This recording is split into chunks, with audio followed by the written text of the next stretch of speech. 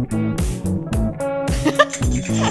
fact that you jumped out of a car not once, but twice. Like I just started making like sleep apnea noises a little bit. Yes, so what happened was, I'm not a huge drinker. I am so excited to have this guest on with me for episode 6 of the Dammit Danii podcast.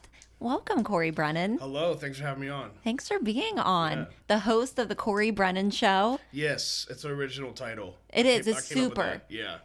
Yeah, I came up with that myself. So did you have like a lot of names you were going through, or was that just, We were going to do Fat Cocksucker first, and I love then that. we just figured go with the Cory Breannan Show. I love this. This is going to be great right out of the gate. Yeah. You know, today's International Women's Day, and I'm like, Today is? Yes. It's beautiful. So this is just perfect. Oh my God. Is there International Men's Day? I feel like probably not. There can't Isn't be. every day? Yeah, I mean, I would like there to be International Men's Day, but then the people who would celebrate it would Right. be like so annoying. Right. That I would only want there to be one.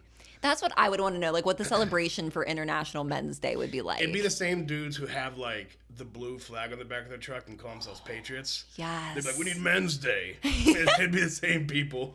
Yeah. Or there's a Women's Day. There needs to be a Men's Day. Yeah, exactly. Oh my gosh. Yeah. I can just see like is it like the nut things that like hang off the back of the truck? Like I feel like Yeah, that's part of like yeah. that vibe. Yeah, they're like, I have them.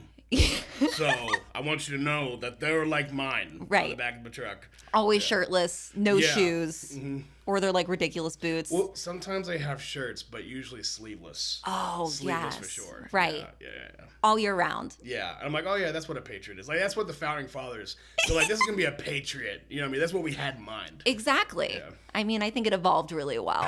Yeah, for sure. Yeah, So let's talk about the show a little bit. I want to talk Okay. about your podcast. sure. So you have a co-host, Mhm, right? Yeah, JB. JB. Yeah. So is it two of you every show?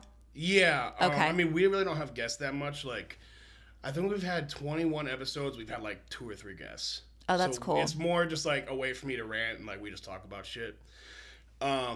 But yeah, I used to be on a podcast called How Do We Get Home, Okay. which was fun. It was these 2 guys started it, and they just needed like a funny guy, so they brought me on. Cause I'm not even like that big of a drinker or like partier. Like I Okay. have, but like I really don't as much anymore. Okay. So like the podcast centered around that, and I was just kind of like making fun of them. But then like doing that, I was like, I found it to be a very different experience than stand up. Like Okay. stand up is something, but you're doing things for a reaction. Like, Right. I'm not always trying to prove a point on stage, like get how I feel across. I'm just trying to extract the reaction. But like with a podcast, I was like, I just want a platform where I could have time to say whatever I want. It doesn't always need to be funny. Like it's just what I'm thinking. So I don't have to rant on Facebook and be like one of those people. So Yes. yeah, that's how like my show came about. Okay. Do you write like topics down for your show that like you kind of talk about? Because I've listened Yeah. to a few of your episodes. So I'm just kind of. Yeah, so like basically if it would have been something that I would bitch on Facebook about, Okay. I'll like write it down. Okay. Instead of posting about it or like put it on Twitter or something like that, I would just talk about it on the show.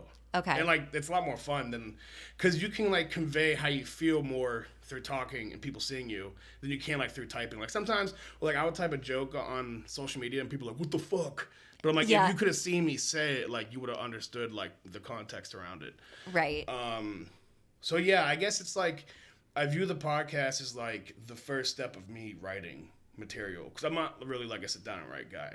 Okay. Like I just have to like explore things, and so it allows me, which I do a lot in conversations with friends, but then it allows me to do it basically like by myself in a way, Right. And like and productively. work your stuff out Yeah. and kind of have an idea. I don't know. I feel like it probably helps you be a little more natural than when you are on stage, right? Yeah, well, for sure. And like sometimes I don't know how the fuck I feel about something until like I start talking about it at the end. I'm like, that's how I felt. Like, holy shit. And then, I can go back and look at it and see like what made me laugh. That's the other thing. I get so high on that show that when I Okay. watch it back, I'm like a viewer. Like, I'm like, I said that shit? Like, oh, God.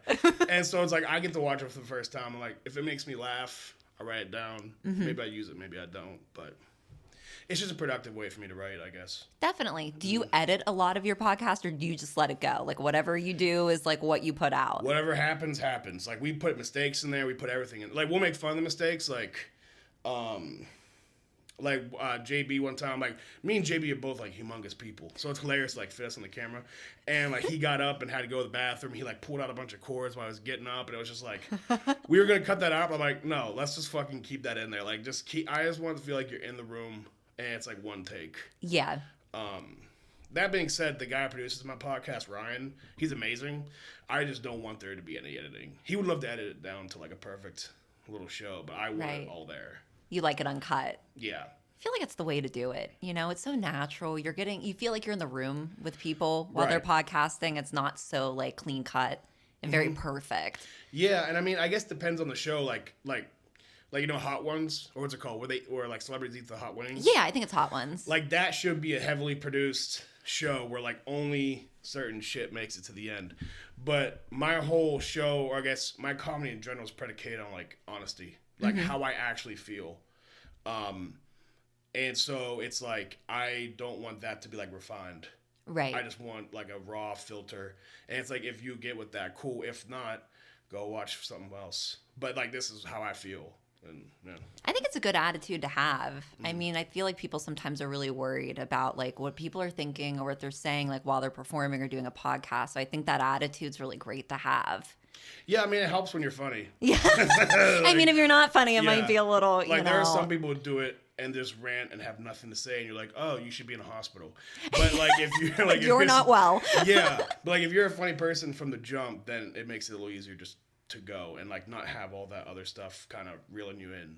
Right. So, yeah. I feel like it can be a lot of fluff. You know, it's just a lot. It's just too much. Yeah, for sure. And it takes time. Like I'm just now like getting comfortable in the format of like being loose and just like the first like 10 episodes, I was like still figuring out how to do it. Yeah. Because it's such a different muscle than stand-up comedy. And it's kind of weird because you feel like it's nice having JB there because I have some reaction. Yeah. But it's like I've done some just by myself. And like you're talking to the camera and you say something, you're like, ooh, I wonder if that's going to be funny. Yeah. But it's like you're just going, you know. So yeah, it's super fun. I like it more in stand-up personally. I was going to ask you that. Yeah. It's way more fun for me because it's no stress. Mm-hmm. Like whatever happens. If they're like, oh, it's probably a shitty episode, I'm like, let's try again next week. It is what it is. So, right. Yeah, I love it. And it just gets better and better each week. I feel like the more that you do it, like I feel like each week, you know what I mean? You just feel more comfortable. And like, I know that's how I kind of feel too. For sure, yeah. You just get a little more relaxed each time. And it's fine because like, I'll compare it to people who are like 600 episodes in their podcast. It's hard not to. Like, dude, like I'm in 20, like we just did 21 yesterday. It's like, yeah, there's so much to learn to even get there. Like just being comfortable, like repetitions and doing it. So yeah, but it's my favorite thing I do for sure. That's awesome. And I love your studio. Your studio is legit. You. That's all Ryan. His name's Ryan Reynolds, not that one. Yeah. It's like Ryan Reynolds, you know him? He's a Brazilian Ryan Reynolds. Yeah. Oh, okay. Yeah, he used to do church like audio video shit. Interesting. And I was able to lure him into the wretched hands of Satan. Into the dark side. And now we make our show together. Yeah. But yeah, I love like the dark lighting. I think that's like my favorite part of it. And it looks so profesh.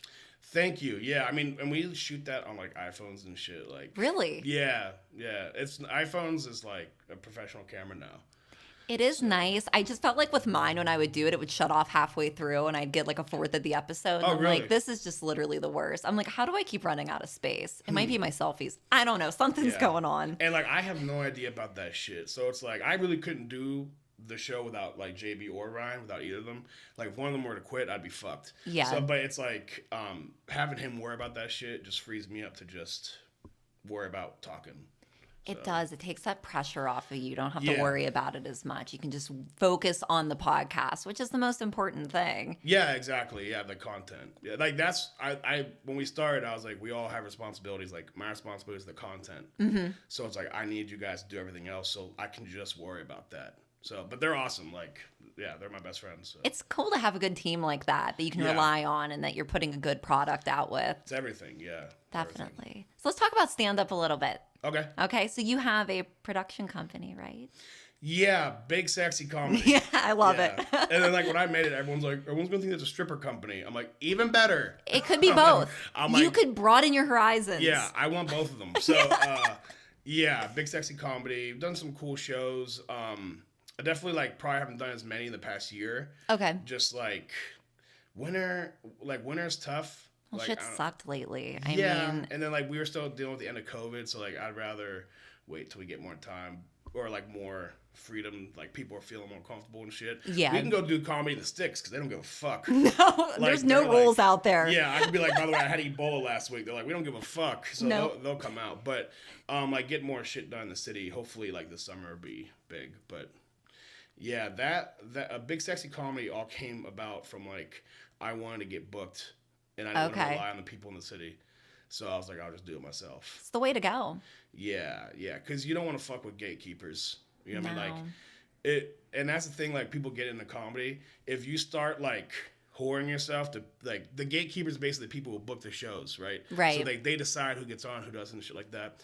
And I felt like if I started like placating to what they want, well, now it's like I'm not even being who I am, and like I'm a complete phony. Like I'm not being righteous in what I'm doing. Yeah. Like not righteous like holy, like righteous is like authentic. And yourself. Like being honest, yeah. Right. So I knew like my content and what I do, like what I talk about, I'm never gonna be cool with them. So it's like let's just start doing shit ourselves. And thank God for Matt Light, which I think he's been on here, right? Yeah, he's been on here. That dude books me, and like me and him are very similar, but like we are not like most of the comedy scene in Pittsburgh. You guys very much have your own style, and you're very, Yeah. I think, similar in ways. Because Yeah. I've seen both of you perform. Yes. So. Yeah, me and him are like, definitely a similar style. So I was just like, I wanted a way to be able to like make some money from comedy super early on. Yeah. And get spots. And it's not as hard as people think to do that. It's like to put on a show. It's not as hard as people think. It's stressful, but it's not hard. Yeah, I feel like it would be very stressful. I feel like there's probably a lot of components to it. You know what I mean? So I feel like if I was just doing one tomorrow, I'd be like, I have no idea what the hell I'm doing.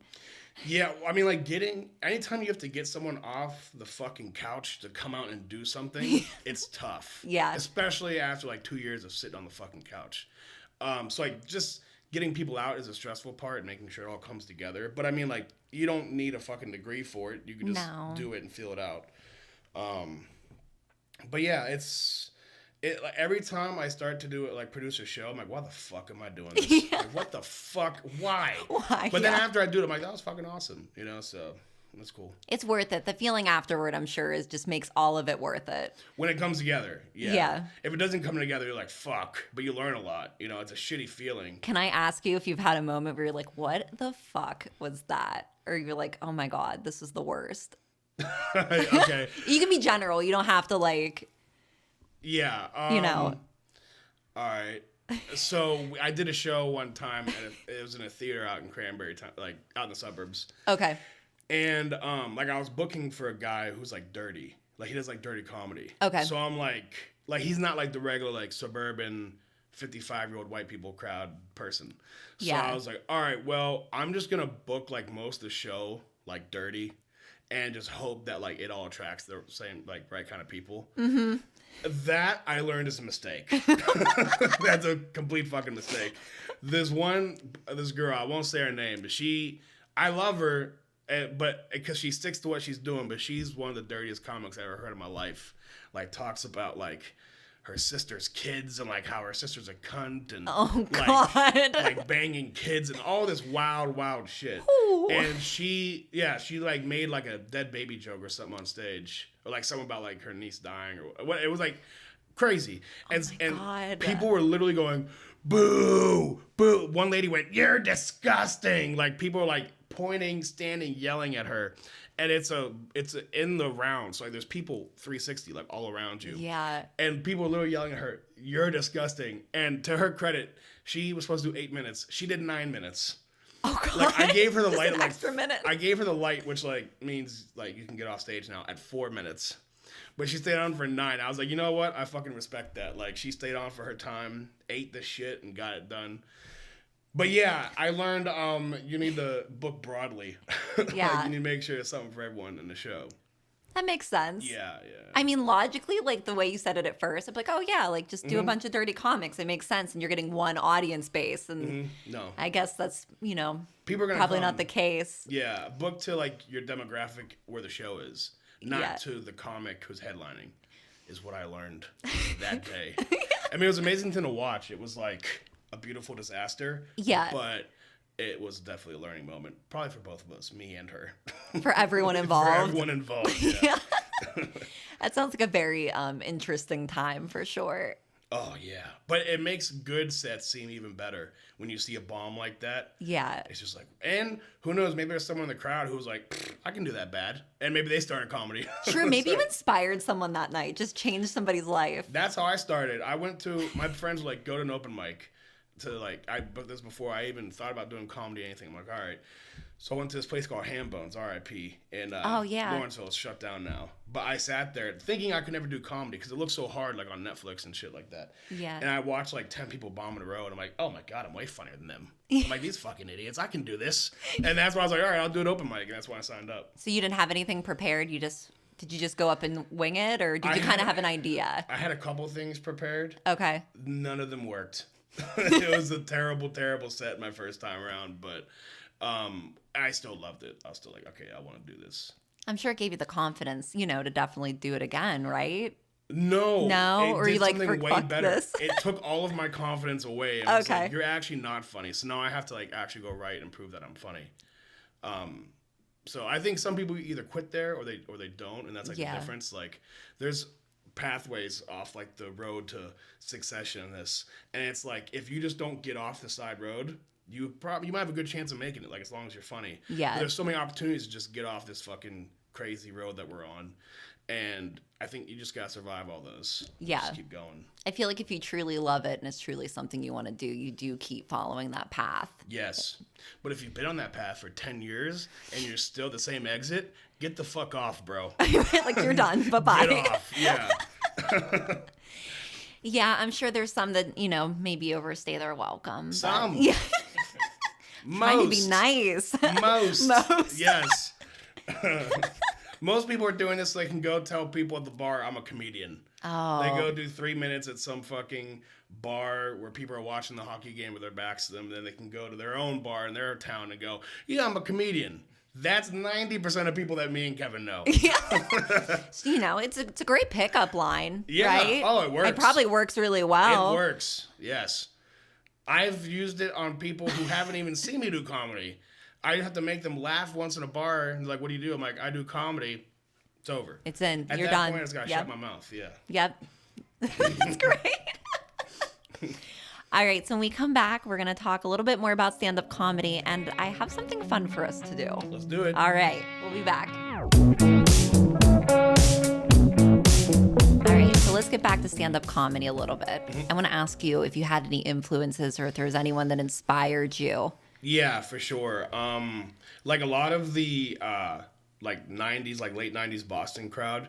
Okay. So like Patrice O'Neal, Bob Kelly, Bill Burr, like Louis C.K., kind of Dane Cookish, I guess. I'm not anything like him. I just found him funny. Yeah. But I guess like my main influences were Corey Holcomb was a big one. Okay. He's like a bigger black comedian, fucking hilarious. Patrice O'Neal might be the funniest person ever if he survived. Yeah. Yeah, Louis C.K. Just like the guys who I felt like were going after it and didn't give a fuck. Mm-hmm. And like it didn't always work out, but they still didn't give a fuck. They're like, you could tell it's authentic. Right. Like I always liked authentic people. There's a lot of funny people, but like it's a fucking act. Like Dimitri Martin's hilarious, but it's like you really talk like that in real life. Probably not. Yeah. Like you don't talk in one-liners. So it's like, it's some people like that. It just wasn't for me. So I like people who like, at the end of it, I kind of knew their philosophy on things. Right. And like Patrice O'Neal said that, like when people are stealing comedy, like you're not stealing punchlines. You're stealing people's fucking philosophies on life. So like the people who you felt like you gained that by the end of the show, that's who I was always drawn to. But yeah, if I had to like narrow it down, like, yeah, Patrice O'Neal, Corey Holcomb, Louis C.K. That definitely makes sense because I wanted to ask you because I've seen you perform and like your comedy is very authentic and it's a little dirty, but it like, it has a good balance of both, Yeah, I try. I mean, like, I feel like 90% of my act is like about sex or like relationships or something like that, Yeah. But I try.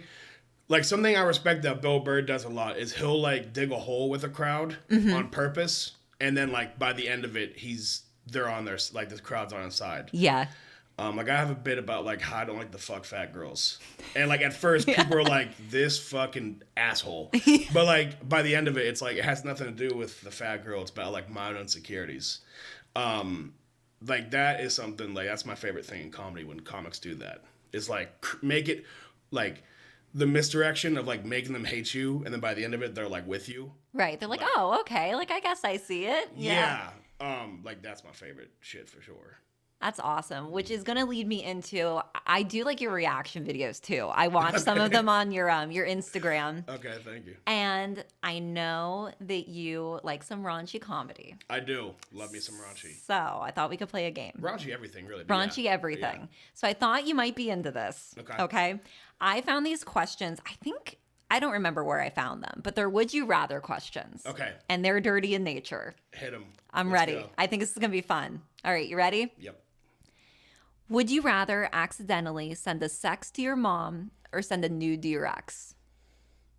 Oh, definitely, definitely a nude to my ex because my mom is like Syrian, and I'm pretty sure they can like cut off your hand for that over there or something like that. So I will. I'm gonna go nude to my ex. Okay. Yeah. I think it's probably a safer bet. I yeah. feel like anyone would really pick that. Well.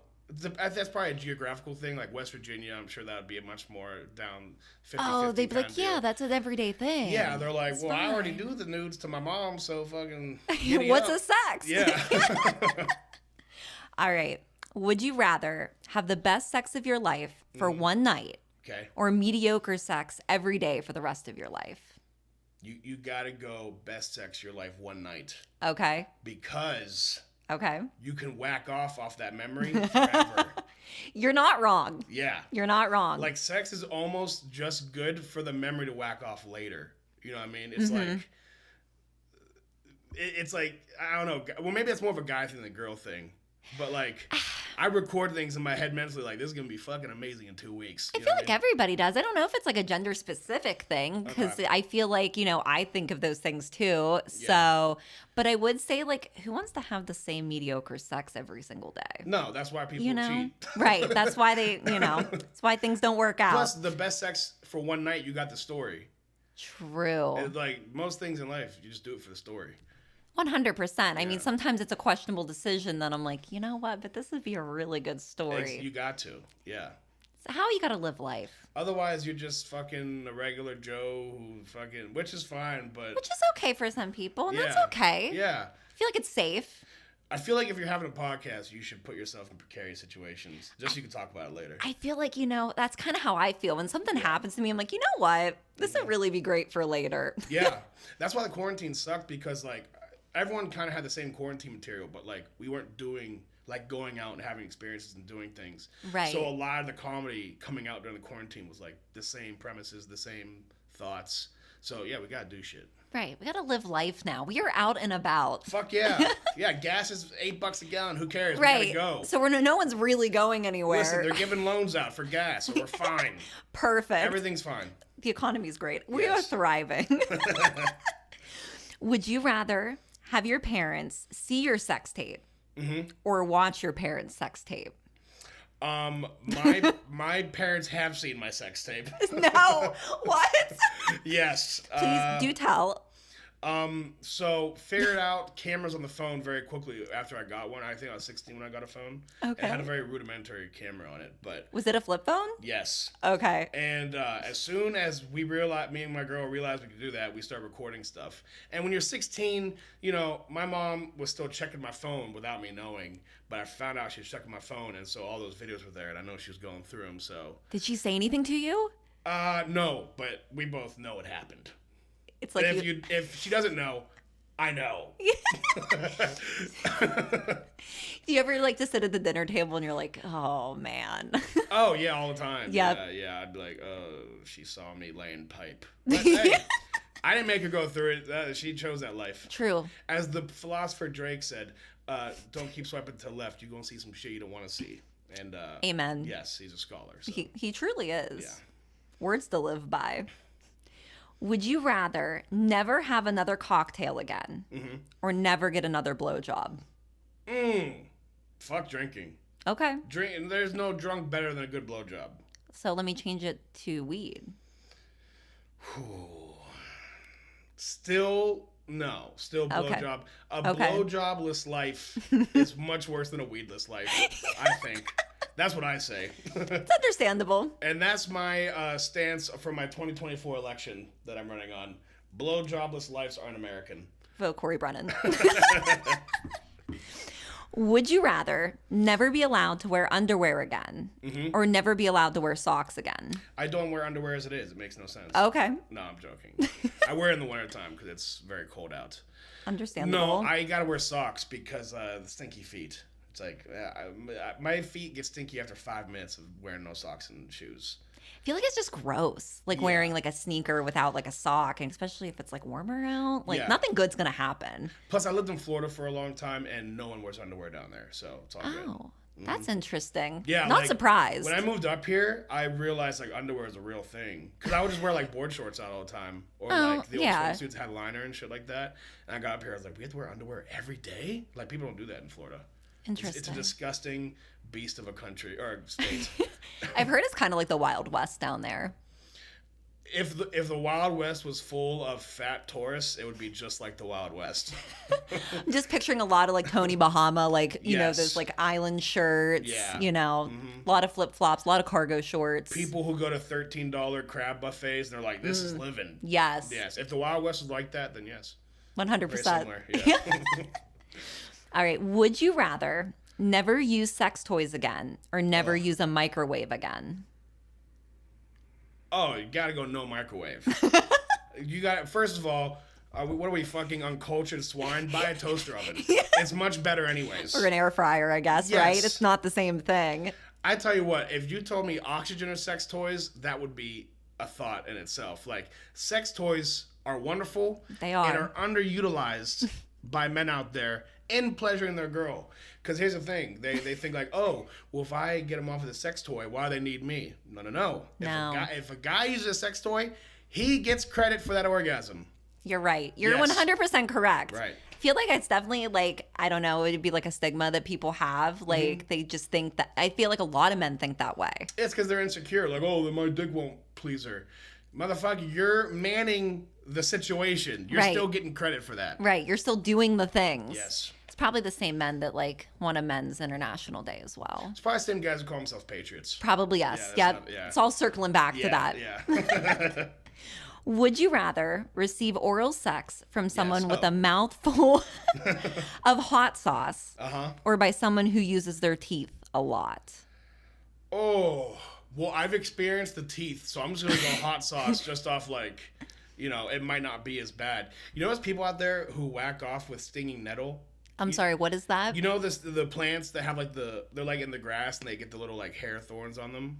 Oh. And like if you touch it, it gives you a little rash. Yeah. There's people who whack off, like they wrap it around their dick and whack off with it because I guess like if you get a bunch of that, it like gets blood flow and it like makes everything more intense, like the histamines and I don't know. I can't remember the Pornhub hole I fell in when I found that, but it was like I have many follow-up questions, yes. And it was like girls with like a bushel of stinging nettle like hitting it against the pussy. And I was like, what did wow. Remember the show on HBO, Real Sex? Yes. It would have been like a segment on Real Sex, like 89 or some shit like that on HBO. Wouldn't you just have a constant rash, like just for the rest of your life? I guess. Forever and ever? They said it makes it feel good. I'm going to take the word for it. Yeah, I don't know if that's something I would personally want to try. Yeah. Like, I guess I can't try it, but I don't know. I'm going hot sauce. I feel like hot sauce might be the way to go. Mm-hmm. Would you rather scream your ex's name during sex or have your partner scream their mom's name? Oh, I would scream I do it on purpose. I scream my ex's name just to keep them on their toes. Oh, it's like a test. Like, don't get too comfortable over there. Like, I know we've been dating for 3 years, but don't get comfortable. Gotta keep them on their toes. I still remember these other girls. Yeah. Don't keep slip them in up. line. Yeah. It's like you're replaceable. Yeah, exactly. You get too comfortable. Here's the thing about you girls. If you get too comfortable, you start looking at us like we're bitches. Like, you know, like, oh, I got that motherfucker. I think that's a fair statement to make. You gotta keep you on your toes. I agree. Yeah. I agree. Would you rather never come again or never be able to have your favorite meal again? Oh. But they're the same thing. No, I'm joking. Oh, God. That is so difficult. That's a tough one. Here's the thing. I would definitely like to come again because I feel like coming is what keeps a lot of people from murder. I agree. You You know what I have to mean? release that. Like, it Yes. changes your whole entire day. Like, your mood is just instantly up. Yeah, like masturbation isn't even sexual for me anymore. Like if I need to make a big decision, like I'll rub one out and be like, all right, now I have a clear head. Now let's think about the situation. You know I what like mean? that. It's like, So I'm gonna go come. I gotta keep coming.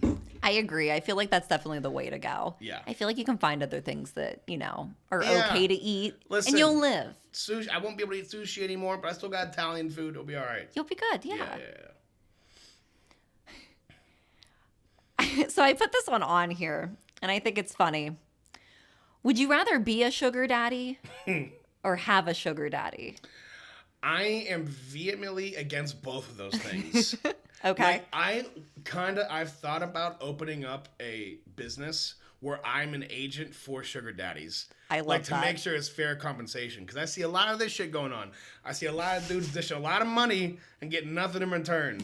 So I'm like, what you need is someone to arbitrate the situation for you and negotiate. Like notarize a document, but like once you sign this. Yes. Like, look, we will pay your $750 rent in exchange for 10 pictures and 3 videos per month. You know what I mean? But like a lot of dudes just give the money and just hope. These Right. girls are out here just swindling them. They're never going to give them anything. No. So they need an agent. They need me. And they probably get an extra rent's pay out of them too. Big, sexy sugar daddy management. I love it. I can see it on a park bench right now. I can just picture it. I think I'd be filling a very important space. I That agree. is not getting attention right now in the market. I understand. Probably should be part of your campaign. I'm building an empire. Truly, you Yes. are. Would you rather sleep with someone who has terrible body odor or never brushes their teeth? Oh, God. That's tough. And like, they're unfixable. Like, they're always going to have BO or they're always going to have bad breath. One or the other, yeah. There's some serious thought going into this.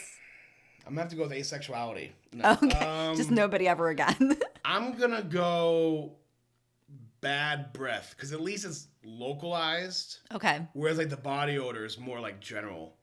You know what I mean? It's like if she has bad breath, just like, hey, why don't you be the little spoon? Turn that way. Turn the fuck around. Yeah. But yeah, I'm going to go bad breath. I feel like body odor is something I wouldn't be able to get over. Ugh. I think that would just be like, all right, nope. It's grotesque. Yep. Yeah. It's so nasty. And there's different body odors too. There's different Yeah. levels. There definitely is. Yeah. I can't handle like an onion moment. I just, nope. No, fuck that. Would you rather give up cheese for life or give up masturbation for life? I feel like that's pretty similar to the other question. I was lactose intolerant for the first 10 years of my life. I can live without cheese. I have yet to live without masturbation. So I'm going to go masturbation. Okay. Yeah. Would you rather only be able to sext or only be able to have Zoom sex? Zoom sex. Okay. It's not bad. Like FaceTime sex, same kind of thing. Yeah, right? I feel like it's about the same It's thing. not bad. I've done it. It's okay. Okay. Yeah. Right angles, Yeah. Yeah. Yeah. I feel like sexting would just be a lot of like descriptions. Like that's a lot of work. Listen, if I want to get that, I'd read 50 Shades of Grey. Yeah. I'm not into that shit. No. I need to see it. Men are visual people. Like, that's why women read those books where it's like, they get all into it because they're writing a movie in their head and that's enough for them. We're like, we have to see it because we're like, if a girl says you're gonna get some pussy, it's like, we have to see it to know what's actually gonna happen. Right. Whereas like girls can just imagine it and be fine, you know? True. Although sometimes I feel like you need to see things in a photo or a video just to make sure. You know, that's true because a lot of girls went to go see the movie, 50 Shades of Grey movie, which I saw. It was fucking terrible. I never saw it. It was the worst acting ever. It was basically a porno, Okay. which is fine, but Right, which is what it was. okay. Yeah. There's something about the girl that plays in that movie. I don't know. And like the guy, like I just don't feel like they're a good pair together.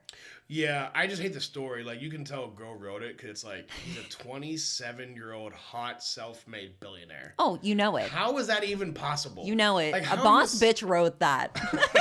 Every self-made billionaire who's 27 looks like a fucking dork. Like Mark Zuckerberg or Bill Gates or they're Right. all like ugly nerds. There's no hot people. Hot people don't get that far because they're busy fucking. Right. Like, Bill Gates couldn't have made Microsoft with fucking. No, there'd been too much on his plate. He couldn't have done it. Exactly. Been too much. Yeah. No whips or chains. Would have been too much. No, yeah. There's no red room of pain in Bill Gates. I mean, there is now, I'm sure. Oh, yeah. But when he had Microsoft in the fucking garage, there was no red room of pain. I'm going to say probably no. If there was, I mean, good for him. Yeah. But probably not.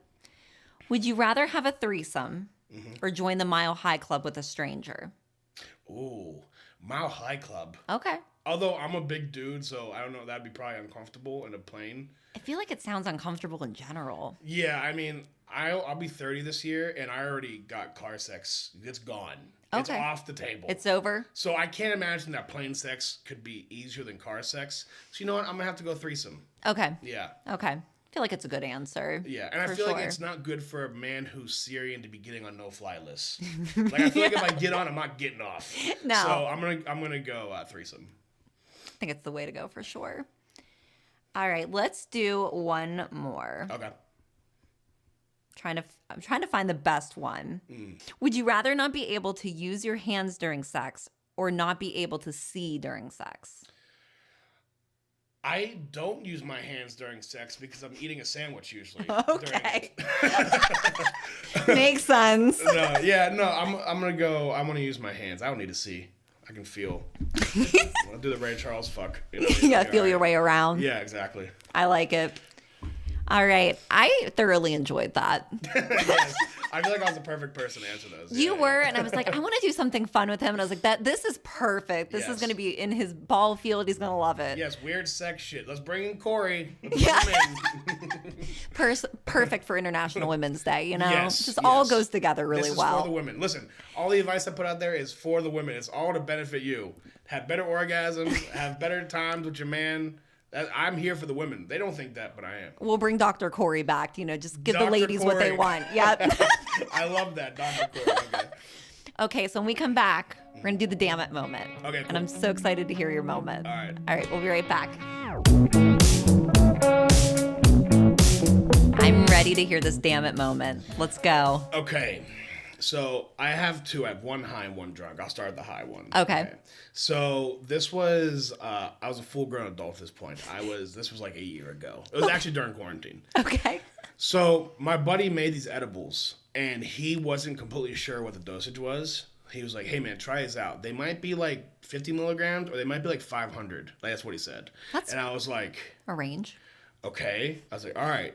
But like, I've taken some big doses of edibles, so I was like, I'll just try it. He goes, eat one. I didn't know like how it feels. I ate one. So like an hour into it, I was like, fine. And so I like got some DoorDash. I'm like, wait, let's get ready. I got DoorDash, put on Schitt's Creek, which is a hilarious show, right? Yes. And so the halfway through the DoorDash getting there, it all hits me at once, where it's like my world is like rotating, just like so higher than I've ever been in my life. Like I'm talking to Jesus, like crazy shit is happening. You know what I mean? Like Yeah. And I get the notification on my phone, like your DoorDash is here. I was like, oh. So the way my house is set up, my front door is downstairs. It's like right when you walk in, you have to go upstairs. Okay. So I'm like, oh shit. So I'm like looking the stairs, like going like out far and coming back in. I'm like, oh God. So I take a couple steps down, and on my third step, I'm wearing like socks. It just slips. It's like, just like go down like on my butt, like down all the stairs. I just land on my feet and stand up. I'm like, all right, no one saw that. I open my door, get my food, stumble back upstairs. And I start eating, and I'm eating red curry from a Thai restaurant. I love red curry. Oh, okay. And so I got like a big piece of chicken, the red curry and the rice, and I put it in my mouth. And something happens on Schitt's Creek that probably wasn't funny at all. But I couldn't stop laughing, like sitting there by myself, and I had food in my mouth, and I start choking on the piece of chicken in my mouth. In my mouth. And not choking like, you're fine, like, I can't breathe. Like, and I start coughing, and I cough, and a humongous glob of food comes out and lands on the table. Now, I'm not someone who, like, thinks, like, God is watching me all the time. Yeah. But I'm, like, in my head, I'm like, God, just watch that happen. like, and now I feel embarrassed, like, knowing that there might be beings somewhere else who just saw, like, what took place. So literally I said, okay, well, now I can't laugh and eat. Like I was so high, I couldn't multitask laughing and eating. It's too much. So I had to turn off the TV and eat my meal in silence, and just like. I'm just sitting there with red curry in silence, and my dog is just looking at me. And then once I finished that, it was now safe to laugh again and watch TV. Right. So like, it's not super embarrassing because not a lot of people were there, but like I felt like a million people saw it. Yeah. And I was like, I've done disgusting, dirty things, and it wasn't like God's watching me. But I did that, and I was like, God just saw that. You know what I mean? Like, fuck. My drunk one. So. In Pittsburgh, in the Southside, have you ever been to a place called Mario's? I have. Okay, I was at one time banned from Mario's. And I would love to know why. Yes, so what happened was, I'm not a huge drinker. Like, I don't drink a lot. But I was with a friend who drinks Rumplemints. Ooh. You ever have Rumplemints? Yes, it's disgusting. Yeah, it's recommended by 9 out of 10 dentists. So... It just tastes like mouthwash, you know what I mean? It's so gross. So, and it fucks you up. I don't know what it is about it, but it fucks you up. So... I was like keeping up with him, and he's like an actual alcoholic who like does this. Like this is his job to drink. And I'm like 8 or 9 shots of Rumplemints in and like drinking tequila. I'm just mixing all types of shit. And this never happens to me. Like I never really black out because I usually get sick first. Mm-hmm. But something with the Rumplemints and tequila, like I just started getting crazy. Where like I was like dancing up on the second floor and like wildly like someone needs to get this man out of here. Like I was dancing dangerously, and the security comes up to like try to get me. And at Mario's, it's like an L kind of the balcony in the main room, and there's a big table like on the far side of the room in the L. And I get up on the table, and like they're like trying to corner me, and I get back in the corner, so I'm sitting on the table with my fucking legs up in the air. Stop. My back is to the window, and I'm like waving my legs to them. I'm like, come here, big boys, come here, big boys, like come get me. And so now none of them want to touch me because they're like, is he getting like off on this? Like, what is happening? Yeah, I was like, come here. Like, I remember this part. I remember being on the table like, come here. And just knowing that they were like super alpha male like bouncers and being like that was fucking with them. I was like, like I was just putting on my best gay voice, like, come here, like come get a taste, blah, blah, blah, blah, blah. And all my friends are dying, but the bouncers are like, I see them like conferring, like, how do we deal with this? Because they don't want to touch me. Yeah. Because they're like, we don't want him to enjoy this, but we need to get him out of here. So eventually this like huge dude who apparently does not give a fuck about homophobia or any of that shit just picked me up. I was like 100 pounds less than I am now. Just picked me up and put me over his shoulder, just took me downstairs and threw me out. But my picture was up at Mario's for a while with me, my legs up on the Stop table, it. It was not. Yeah. Eventually it came down, but it was like that for a while. Did you ask for a copy? No. I never want to go back there. It's been... Have you been there since? Yeah, like once or twice. I mean, this is like 7 years ago. Okay. But it's like, I just remember it. I'm just like, oh, God. Shudder a little bit. Yeah. You're like, oh. Because, like, not that I'm, like, repressing some gay thing. Like, I have, as George Costanza said, a staunch and unblemished record of heterosexuality.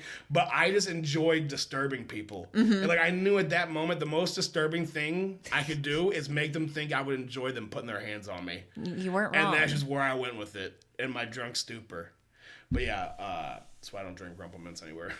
Really. I mean, I guess it's better do that than throw punches. I mean, if you really look at the two. I'm not a fighter, and like a lot of people, because I'm a bigger person, they'll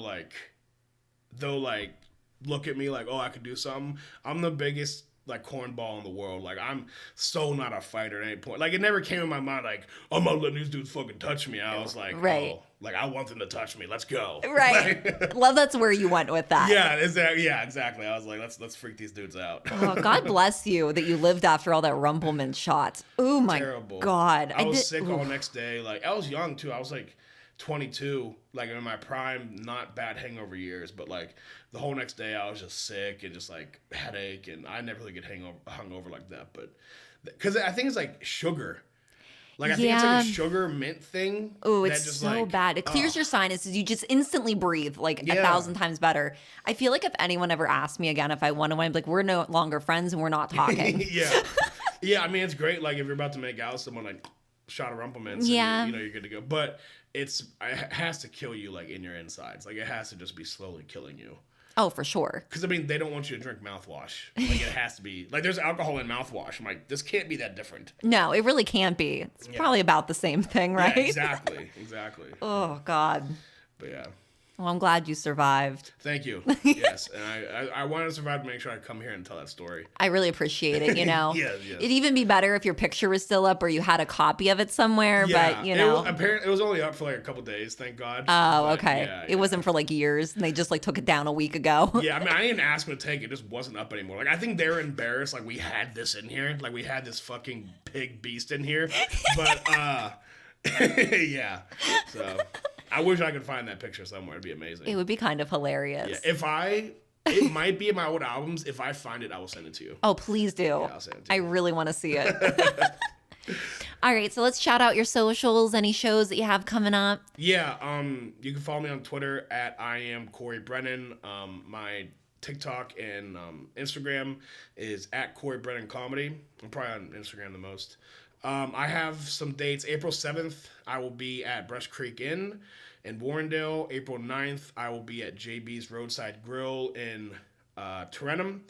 And then April 13th, I will be at 12 Whiskey Bar and Grill in Southside. Nice. The weekend after that, I'll be selling out Madison Square Garden. Oh, cool. So, yeah. Awesome. I'll make sure I'll be there. Yes. You can get all those tickets at CoryBrennanComedy.com. Awesome. Yeah. Get your tickets, guys. Yes. Come see me. Yes. Thank you so much for being on the podcast. Thank you for having me. This is so much fun. Yeah, it was a good time. Yeah, it was. All right, guys, I'll talk to you next week.